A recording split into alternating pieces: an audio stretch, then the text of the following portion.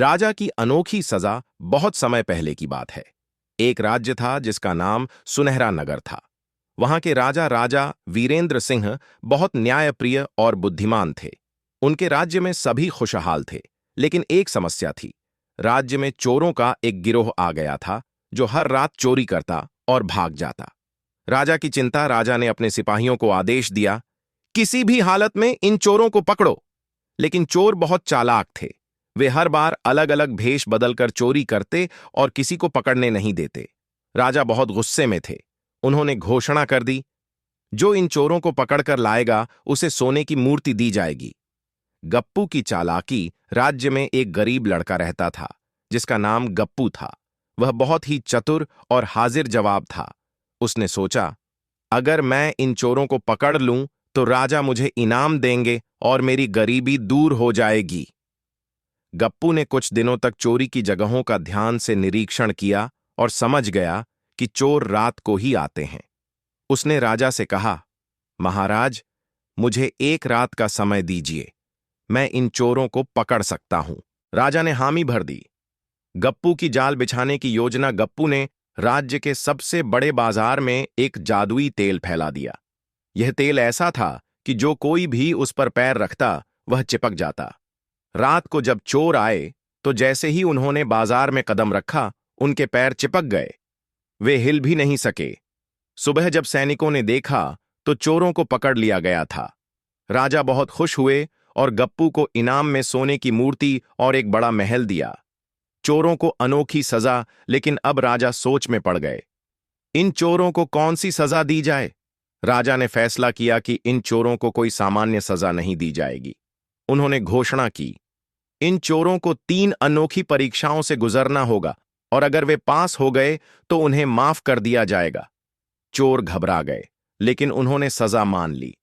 पहली परीक्षा, सच बोलने की चुनौती। राजा ने सबसे बड़े चोर से पूछा, अगर तुम सच बोलोगे तो बच जाओगे, लेकिन अगर झूठ बोला तो तुम्हें जेल हो जाएगी। चोर ने सोचा और कहा, महाराज, मैं जो भी चोरी करता था उसका आधा हिस्सा गरीबों में बांट देता था। राजा चौंक गए। ये बात सच थी। उन्होंने पहली परीक्षा पास करवा दी। दूसरी परीक्षा, हंसी रोकने की चुनौती। राजा ने दूसरी परीक्षा में सभी चोरों को राजा के सबसे मजाकिया जोकर के सामने बैठा दिया। अगर कोई भी हंसता तो उसे जेल भेज दिया जाता।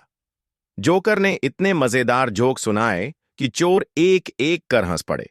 बस एक चोर नहीं हंसा। राजा ने पूछा, तुम क्यों नहीं हंसे? चोर ने कहा, महाराज, जब से हमें पकड़ा गया है हमें इतना डर लगा है कि हंसी आना ही भूल गई है। राजा को यह जवाब इतना पसंद आया कि उन्होंने इस चोर को माफ कर दिया। तीसरी परीक्षा, बुद्धिमानी की परीक्षा। राजा ने तीसरी परीक्षा में चोरों को 3 दरवाजे दिखाए। 1, पहला दरवाजा, जिसके पीछे एक भूखा शेर था। 2, दूसरा दरवाजा, जिसके पीछे आग की लपटें थीं। 3, तीसरा दरवाजा, जिसके पीछे एक अंधेरा कुआं था। राजा ने कहा, अगर तुम सही दरवाजे से बाहर निकल गए तो तुम्हें छोड़ दिया जाएगा। सब चोर सोच में पड़ गए। तभी एक चोर चिल्लाया, महाराज, हम पहले दरवाजे से निकलेंगे। राजा बोले, लेकिन वहां तो शेर है। चोर मुस्कुराया और बोला, महाराज, अगर वह शेर भूखा है तो वह मर चुका होगा। राजा हंस पड़े। चोर ने बुद्धिमानी की परीक्षा भी पास कर ली। राजा का फैसला, राजा बहुत प्रभावित हुए और बोले, तुम सब बहुत चालाक हो, लेकिन अपनी बुद्धिमानी का गलत इस्तेमाल कर रहे थे। अगर तुम इसे अच्छे काम में लगाओ तो बहुत आगे जा सकते हो।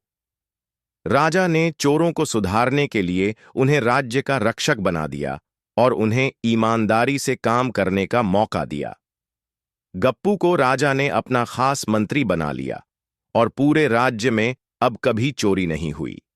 कहानी की सीख, बुद्धिमानी का सही इस्तेमाल करो, वरना मुश्किल में पड़ जाओगे।